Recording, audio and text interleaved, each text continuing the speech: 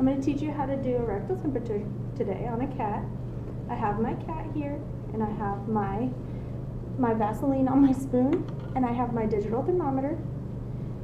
To take his temperature, I'm going to generously lift up his tail. Oop.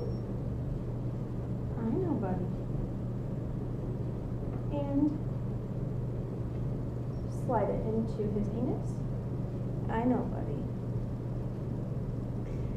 Generally, taking a temperature takes about 30 seconds. And this is probably his most hated part of all exams. You're a good boy, Winston. I know. You're almost done, buddy. You're almost done.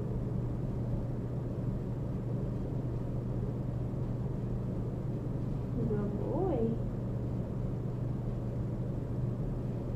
I'm not holding him with too much force with my top hand just because the more restraint I have on him, the more he tries to get away.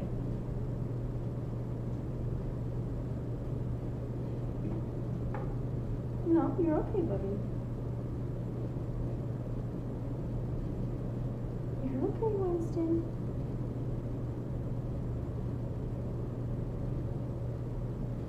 And he's almost there.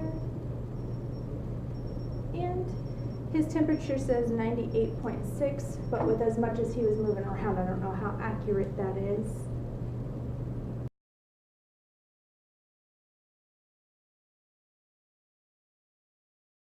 What I'm going to show you is how to find the femoral pulse rate. And I have him laying down, which is okay. Ooh, now he's going to move. But you gotta stay up here, buddy. I take my thumb, put it on the inside of their femoral artery, which is in their back leg. You're going to count for 15 seconds on how many pulses you feel.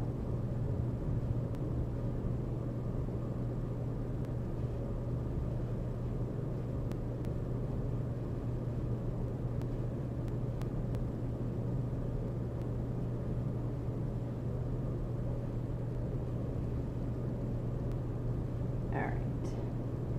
So I counted 44. And then you're going to multiply that by 4, and then you have your femoral pulse rate.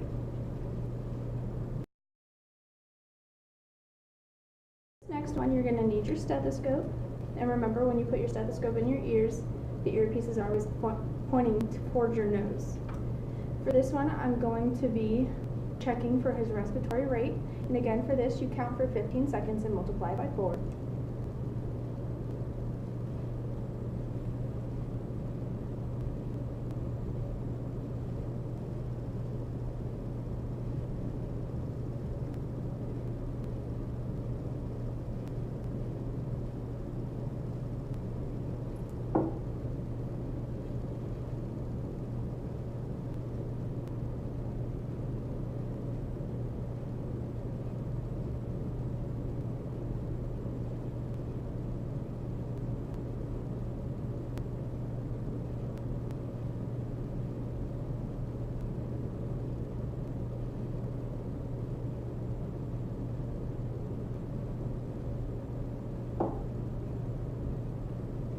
I counted about 20. Some was a little hard to hear over his purring, but if you need to absolutely hear over the purring, you can put a little alcohol in a cotton ball and put it on towards their nose. But I did get a solid number of 20. You multiply that by 4 and you have your respiratory rate.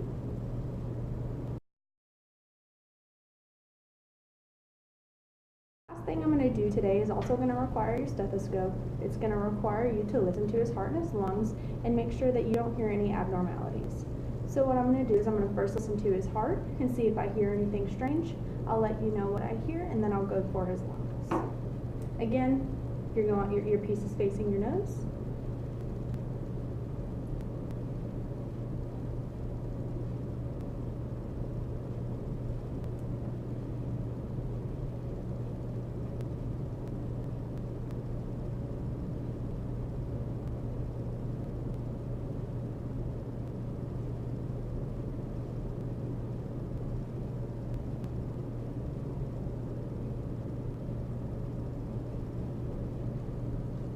His heart sounds fine. He has a very strong, healthy heart for a 5-year-old cat. And now the next thing I'm going to do is listen to his lungs and make sure I don't hear anything abnormal in his lungs.